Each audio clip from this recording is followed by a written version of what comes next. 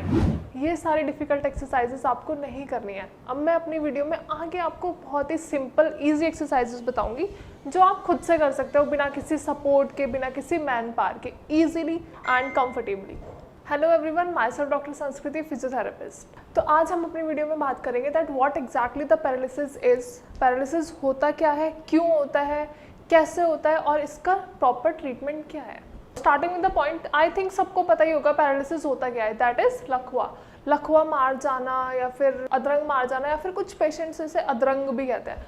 तो अब हम अपनी वीडियो में समझेंगे कि पैरालिसिस आखिर में क्यों हो जाता है और हम इसको कैसे प्रिवेंट कर सकते हैं। अर्ली स्टेजेस में हम कैसे अपने पैरालिसिस को, जो भी हमारी बॉडी में चेंजेस आए हैं, जो भी हमारी मसल्स वीक हुई हैं, हम उन्हें ठीक कैसे कर सकते हैं, वापस स्ट्रेंथ कैसे गेन कर सकते हैं, अपनी मसल्स को रिएजुकेट कैसे कर सकते हैं कि वो वापस से प्रॉपर अपना फंक्शन करने लग जाए। तो चलो, सबसे पहले हम समझते हैं पैरालिसिस आखिर होता क्या है। पैरालिसिस एक ऐसी बीमारी है जो जनरली बहुत कॉमन हो चुकी है। और वो होती क्यों है? जब भी हमारे ब्रेन में इम्प्रॉपर ब्लड सप्लाई होती है, मतलब ब्रेन की ब्लड सप्लाई किसी भी तरीके से कट ऑफ हो जाती है। सपोज, चलो अब इसे एक एग्जाम्पल की तरह समझते हैं। हम सबके घरों की छत में एक वाटर टैंक होता है, उसमें पानी कैसे जाता है? मोटर से, एज यूजुअल मोटर सप्लाई के थ्रू हम वाटर ऊपर पहुँचाते हैं और फिर वही वाटर टैंक से हमारे घरों की टैप्स में आता है, किचन, बाथरूम, हर जगह, है ना।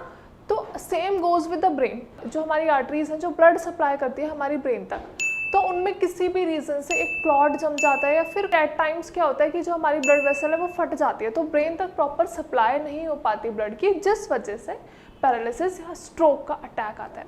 तो अब हम बात करते हैं कि पैरालिसिस आखिर क्यों होता है। पैरालिसिस एक्चुअली में होता क्या है? पैरालिसिस वही बीमारी है जो हमारे स्ट्रोक की वजह से होती है। समझो, improper blood supply can lead to paralysis, ठीक है। जब हमारी बॉडी में प्रॉपर ब्लड सप्लाई नहीं है तो उसकी वजह से पैरालिसिस हो जाता है। हमेशा एक चीज़ जो कॉमनली देखी जाती है वो यही है कि पैरालिसिस जनरली या तो हमारी लेफ्ट साइड की बॉडी में होगी या फिर हमारी राइट साइड की बॉडी में होगी। और होता क्या है, क्या क्या आपको देखने को मिलता है, क्या क्या इसके सिम्टम्स होते हैं। अब समझो, स्ट्रोक का अटैक आया, आपको कैसे पता चलेगा कि आपकी बॉडी वीक होती जा रही है? कुछ तो ऐसे चेंजेस होंगे ना, कुछ तो ऐसी बॉडी की फंक्शनिंग में प्रॉब्लम आएगी जिससे पता चलेगा कि हाँ, हम अपना प्रॉपर मेंटेन्ड वर्क नहीं कर पा रहे हैं।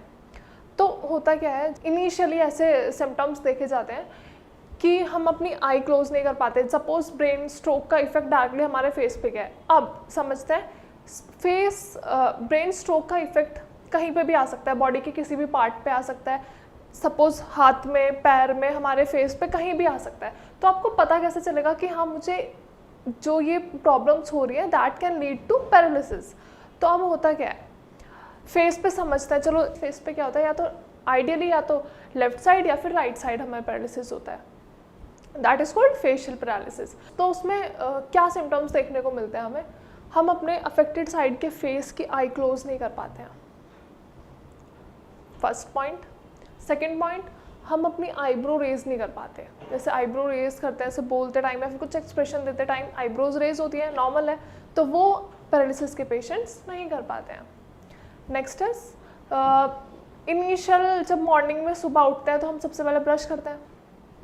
This is like healthy routine में सबसे पहले कोई भी नॉर्मल इंडिविजुअल है, कोई भी है, वो सबसे पहले ब्रश करते हैं। तो होता क्या है, जब ब्रश करते टाइम वो अपना सलाइवा, जो कॉलगेट है, वो ना ड्रूल होता रहता है अफेक्टेड साइड से, वो उसे होल्ड ही नहीं कर पाते। मतलब हमारे फेस की मसल्स वीक हो चुकी हैं, हम सस्टेन ही नहीं कर पा रहे हैं। हम पानी पी रहे हैं तो पानी हमारे मुंह में नहीं रुक रहा है, पानी एक तरफ से बहता जा रहा है। दैट इज फेशियल पैरालिसिस के सिम्टम्स हैं। स्माइल, आप स्माइल नहीं कर पाओगे। एक साइड तो ठीक है, उससे तो प्रॉपर स्माइल होगी, लेकिन हमारी एक साइड की मसल्स हमें अलाउ ही नहीं करती कि हम स्माइल कर पाएँ। खाने में, बोलने में और सच बहुत सारी प्रॉब्लम्स हैं जो हमें देखने को मिलती है इनिशियली। अब आपको अगर अपनी बॉडी में सिम्टम्स नज़र आ रहे हैं, चलो फॉर एग्जांपल, अगर आपको कभी भी ऐसा लगता है तो एक चीज़ करके देखेंगे। अपने दोनों हाथ सामने रखें और 10 सेकेंड्स तक होल्ड करना है, लाइक 1 2 3 4 5 6 7 8 9 10। तो क्या होता है, जो आपकी अफेक्टेड साइड है, मतलब जिस भी साइड की बॉडी में आपकी वीकनेस है, तो वो हाथ आपका धीरे धीरे धीरे धीरे नीचे गिरता चला जाएगा, क्योंकि उसमें स्ट्रेंथ ही नहीं है। जो भी साइड अफेक्ट हुई है उस साइड की मसल्स में पैरासिस हो गया है। पैरासिस मतलब मसल वीकनेस, तो वो मसल्स वीक हो चुके हैं, आप सस्टेन ही नहीं कर पा रहे हो। अब पैरों में क्या देखने को मिलेगा, जब भी जैसे सुबह सो के उठते हैं, तो सुबह सो के जब हम बैठते हैं फिर बेड से उठते हैं, तो वो पेशेंट्स उठ ही नहीं पाते हैं, उनके पैरों में वो स्ट्रेंथ ही नहीं होती, फ्लेक्सिबिलिटी नहीं होती, मसल्स अपना वर्क ही नहीं कर पाती ढंग से, ना वो उठ पाते हैं। तो ये सारे जो चेंजेस हैं ये आपको किसी भी पैरालिसिस के पेशेंट्स में देखने को मिलते हैं। तो ये इन्हीं तरीके से आप टेस्ट कर सकते हैं, आप एग्जामिन कर सकते हैं अपनी बॉडी को कि हाँ हमारे अंदर ये चेंजेस दिख रहे हैं, सारे चेंजेस आपको पता चल रहे हैं, आपको पता चल चुका है कि मुझे पैरालिसिस हो चुका है, अब मेरी मसल्स वीक हो गई हैं। तो जनरली पैरालिसिस के पेशेंट से समझते हैं कि पता नहीं अब हम ठीक हो पाएंगे या नहीं, उनके अंदर एक मेंटल स्टेबिलिटी जो कहीं ना कहीं लूज हो जाती है। तो ऐसा देखा जाता है कि जो पैरालिसिस के पेशेंट होते हैं, स्ट्रोक के पेशेंट होते हैं, वो बहुत ज़्यादा डीमोटिवेटेड हो जाते हैं। तो आप जितने भी उनके फैमिली मेम्बर्स हैं या जो ये वीडियोस देख रहे हैं, उनके कनेक्शन में जो भी पैरालिसिस के पेशेंट हैं, तो आप लोगों को उन्हें हमेशा सपोर्ट करना है, उनकी हमेशा से मेंटल स्ट्रेंथ बनना है, उन्हें सारी चीज़ें समझानी है कि ये प्रॉब्लम्स पार्ट टाइम है, ये सब क्योर हो जाएगा, आप अपनी वापस से बॉडी को रिगेन कर सकते हो, अपनी मसल स्ट्रेंथ को वापस से रिगेन कर सकते हो। बट उसके लिए क्या इंपॉर्टेंट है, अब सपोज पैरालिसिस का पेशेंट हमेशा लेटे रहता है, तो अगर बॉडी हमेशा लेटी रहेगी, स्टैटिक रहेगी, तो वो अपना काम भूल जाएगी। कुछ तो पैरालिसिस की वजह से पहले ही हमारी मूवमेंट्स रिस्ट्रिक्टेड हो गई है, पहले ही हमारे एक्शंस कम हो गए, और उस पर अगर हम लेटे ही रहते हैं कंटिन्यूसली, अगर हम लेटे ही हैं, तो हमें और भी बहुत सारी प्रॉब्लम्स हो सकती हैं। दैट इज जैसे बेड सोर्स हो जाना, पीछे जख्म बन जाना कमर में, या फिर कहीं भी हमारे लोअर बॉडी में जख्म हो जाते हैं, क्योंकि हम हमेशा सीधे ही लेटे रहते हैं और प्रेशर पड़ता रहता है, जिसकी वजह से हमें बाकी एडिशनल प्रॉब्लम्स होती हैं। हमारी मसल्स जो ऑलरेडी वीक है वो वीक ही रहेंगी, उनमें कुछ चेंजेस नहीं होता है क्योंकि वो स्टैटिक है, कोई मूवमेंट नहीं हो रही है, कुछ भी मसल्स गर्द सब कुछ कम हो जाता है, और हमारा पेशेंट वर्स्ट सिचुएशन में जाता है। तो उसके लिए क्या करना है, प्रॉपर मेडिकेशंस, आप कौन सी मेडिकेशंस ले रहे हो, किस चीज़, और उन मेडिकेशंस का आपकी बॉडी पे क्या इफेक्ट है, ये सब आपको पता होना चाहिए।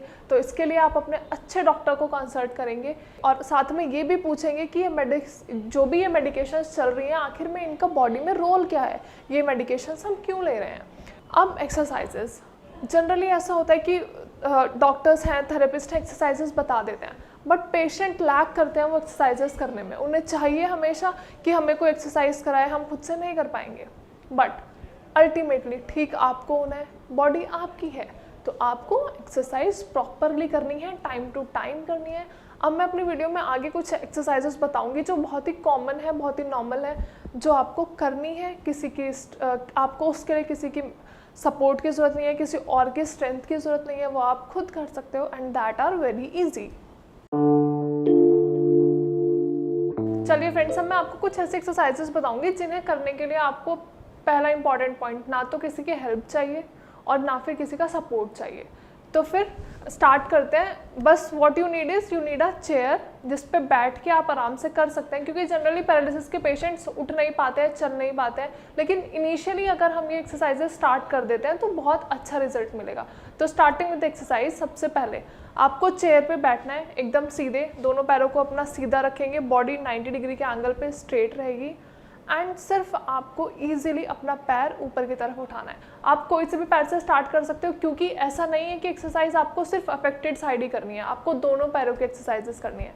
नाउ स्टार्टिंग विद एक्सरसाइज, पैर उठाते हुए सीधा ऊपर, and you need to hold. अगर आपसे होल्ड हो पाता है तो आप होल्ड करेंगे, otherwise relax. Now again with the next leg, raise. अगर आप होल्ड कर पाते हो तो होल्ड करना है for 5 second. Like you can count for the 5 seconds, 1 2 3 4 5, relax. Now running to the next exercise. अब नेक्स्ट एक्सरसाइज में क्या करना है, वैसे ही सीधे बैठना है, स्टैटिक बैठना है, और अपना पैर ऊपर की तरफ उठाना है, मतलब अपना घुटना ऐसे स्ट्रेट रख के पैर ऊपर की तरफ उठाना है, लाइक दिस। अगर आप होल्ड कर पाते हो तो होल्ड कर सकते हो for 5 seconds, and then relax. Now same with the opposite leg, दोबारा रेस करके, अगर होल्ड कर पाते हो तो hold, otherwise relax. Now starting with the last exercise, जो बहुत ही इजी है। इसमें ना तो आपको कोई स्ट्रेंथ चाहिए, ना आपकी बॉडी की खुद की स्ट्रेंथ चाहिए, बट बहुत इजीली नॉर्मली बैठ के ही एंड टो रोकर्स। तो ये आराम से ऐसे करेंगे। अगर इसमें भी आप होल्ड कर पा रहे हो तो ऐसे करके होल्ड कर सकते हो, देन रिलैक्स, एंड देन पंजे ऊपर। Hold, relax. अभी जो भी एक्सरसाइजेस मैंने आपको वीडियो में बताई हैं, ये जैसा कि आप देख भी रहे हो कि बहुत इजी है, आपको किसी का सपोर्ट नहीं चाहिए, ना फिर कुछ ज़्यादा मसल्स पावर चाहिए एक्सरसाइजेस करने के लिए। बहुत ही सिंपल इजी सी एक्सरसाइजेस है जो आप खुद से कर सकते हो, किसी भी टाइम कर सकते हो। एटलीस्ट दिन में 2 से 3 बार एक्सरसाइजेस को रिपीट करना, ताकि बहुत अच्छा और जल्दी रिजल्ट मिल सके। अब ये तो बात की थी हमने पैरों की। Now starting with the hands. अब हाथों की एक्सरसाइजेस कैसे करेंगे? जनरली होता क्या है, पैरालिसिस के पेशेंट्स को ग्रिपिंग में बहुत प्रॉब्लम आती है। कोई वो जैसे अपना पानी का ग्लास है या फिर कप ऑफ टी वो होल्ड नहीं कर पाते हैं। तो अपनी वापस से फिंगर्स में स्ट्रेंथ लाने के लिए आपको क्या करना है, मार्केट में एक बॉल आती है स्माइली बॉल। अगर आपको वो बॉल इजीली अवेलेबल है तो आप उस बॉल को जस्ट नॉर्मली हाथ में लेंगे and you need to press. उसको आराम से जेंटली प्रेस करना है, ताकि ये जो हमारी फिंगर्स की स्ट्रेंथ है जो चली गई है वो वापस से आ सके। और इसका अल्टरनेटिव क्या है, अगर किसी को जनरली सपोज नहीं मिलती है बॉल, हर जगह अवेलेबल नहीं है, किसी को नहीं मिल पा रही है, तो आप क्या करेंगे, आप एक टाल का रोल बनाएंगे। सिंपल सा, इजी, बहुत सॉफ्ट भी रहेगा, आपको ज़्यादा स्ट्रेंथ भी नहीं लगेगी, ना कुछ इफेक्ट होगा। तो आपको आराम से टाल पकड़ना है हाथ में and you just need to press it easy. आराम से इसको प्रेस करोगे and relax. Now again press, relax. Of course ये सेम स्माइली बॉल जैसा रिजल्ट तो आपको नहीं देगा, बट यू कैन ट्राई। अगर आपको स्माइली बॉल मिल जाती है that is well and good. Otherwise अगर बॉल नहीं मिलती है किसी भी रीज़न से या फिर अवेलेबल नहीं है, तो आप जस्ट एक छोटा सा फेस टाल का रोल बनाओगे और ऐसे जैसे अभी मैंने इस टाल से आपको एक्सरसाइज बताई है and you can press and relax. ये वाली मूवमेंट हमें चाहिए। Now the next exercises. Generally क्या होता है, पेशेंट्स अपनी ये वाली मूवमेंट नहीं कर पाते हैं, उनका हाथ नहीं उठ पाता, वो सीधा हैंड रेस नहीं कर पाते हैं। तो अगर किसी किसी केस में क्या होता है, बहुत ही इतनी ज़्यादा वीकनेस नहीं होती है कि मूवमेंट बिल्कुल भी ना हो पाए, और किसी किसी केसेस में बहुत ज़्यादा वीकनेस होती है कि बिल्कुल ही हाथ उठ ही नहीं पा रहा है और ऊपर से स्पास्टिक भी हो चुका है, हाथ में एक अकड़न जैसी महसूस हो रही है, आप बिल्कुल हाथ बहुत हैवी लग रहा है। तो उसके लिए आप क्या करेंगे, अगर नॉर्मली थोड़ा बहुत भी स्ट्रेंथ है तो आपको ट्राई करना है अपना हाथ खुद से ऊपर की तरफ ले जाने का। अगर सपोज एनी हाउ नहीं होता है, आपकी बॉडी में स्ट्रेंथ ही नहीं है कि आप नहीं कर पा रहे हो, तो आपका दूसरा हाथ तो ठीक है। पैरालिसिस में एक साइड की बॉडी तो अफेक्ट होती है, दूसरी साइड की बॉडी तो एकदम ठीक है। तो आपको इस हैंड के सपोर्ट से ये वाला हाथ ऊपर की तरफ लिफ्ट करना है, like this, and relax. Easy, simple. तो आपको ये नहीं सोचना है कि आपको मुझे मतलब जैसे मैं बेड पे लेट ही चुका हूँ, मुझे पैरालिसिस हो चुका है, मेरी बॉडी में स्ट्रेंथ ही नहीं है, ये सारी चीज़ें नहीं सोचनी है। इनफैक्ट आपको ये सोचना है कि मैं अपनी स्टैटिक बॉडी को यूज़ में कैसे लेके आऊँ, जो मेरी दूसरी साइड की बॉडी है जो ठीक है, हेल्दी है, मैं उसका यूज़ करके अपनी पैरालाइज्ड बॉडी को ठीक कैसे करूँ। ये सारी चीज़ें आपके माइंड में आना चाहिए, ये सारी चीज़ें आपके मेंटल थॉट्स होने चाहिए कि मुझे खुद से ठीक होना है तो मैं क्या क्या ट्राई कर सकता हूँ। Now taking with the next example, ये वाली मूवमेंट है। अगर आप नहीं कर पा रहे हो, जैसे नॉर्मली जिम करते हैं, डंबल लेके वाली मूवमेंट करते हैं, आप पहले करते थे, अब नहीं हो पा रही है आपसे, तो कैसे करोगे? अगर मसल पैरालिसिस में है, बहुत ज़्यादा पैरालिसिस है, मतलब बहुत ज़्यादा वीक है, तो आप नहीं कर पाओगे, लेकिन इस वाले हैंड के सपोर्ट से आप कर सकते हो। तो ये वाली मूवमेंट इस हैंड के सपोर्ट से you can do and relax. Generally ऐसा होता है कि हाथ ऊपर ले जाने में ज़्यादा मेहनत लगती है क्योंकि ये एंटी ग्रेविटी मूवमेंट हो रही है, लेकिन जब हाथ नीचे आता है तो दैट इज़ ईजी, वो आराम से आता है। लेकिन पैरालिसिस के पेशेंट्स में क्या होता है, वो बहुत झटके से सारी चीज़ें करते हैं, तो वो झटका, वो मसल जर्क अवॉइड करने के लिए आपको हैंड का सपोर्ट लेना है throughout and you will do this and then relax. चलिए फ्रेंड्स, वीडियो को ख़त्म करते हुए जो भी चीज़ें मैंने आपको बताई हैं, जो भी एक्सरसाइजेस मैंने आपको बताई हैं सिंपल एंड ईजी तरीके से, और जो भी चीज़ें मैंने आपको बताई हैं पैरालिसिस के रिगार्डिंग, आई होप आपको वीडियो में सब कुछ समझ में आया हो। अगर वीडियो से रिगार्डिंग या फिर एक्सरसाइजेस से रिगार्डिंग या फिर कुछ भी आपके माइंड में क्वेरी है, कोई भी क्वेश्चन है, तो आप डायरेक्टली हमें इस नंबर पे कॉल कर सकते हो जो आपको नीचे स्क्रीन पे दिख रहा होगा। And you can either mention in the comment section जो भी क्वेरीज हैं या जो भी क्वेश्चंस आपको पूछना है, या फिर किसी भी रिगार्डिंग कुछ और एक्सरसाइजेज आपको जाननी है, वो आप डायरेक्टली कमेंट कर सकते हो, या फिर हमें गिवन नंबर पे कॉल करके डायरेक्टली हमारे डॉक्टर से फ्री ऑफ कॉस्ट कंसल्ट कर सकते हो। आई एम 100% श्योर कि आपको यहाँ से बेस्ट एडवाइस मिलेगी और आप जल्दी से जल्दी अपनी प्रॉब्लम से रिलीफ पा सकते हो।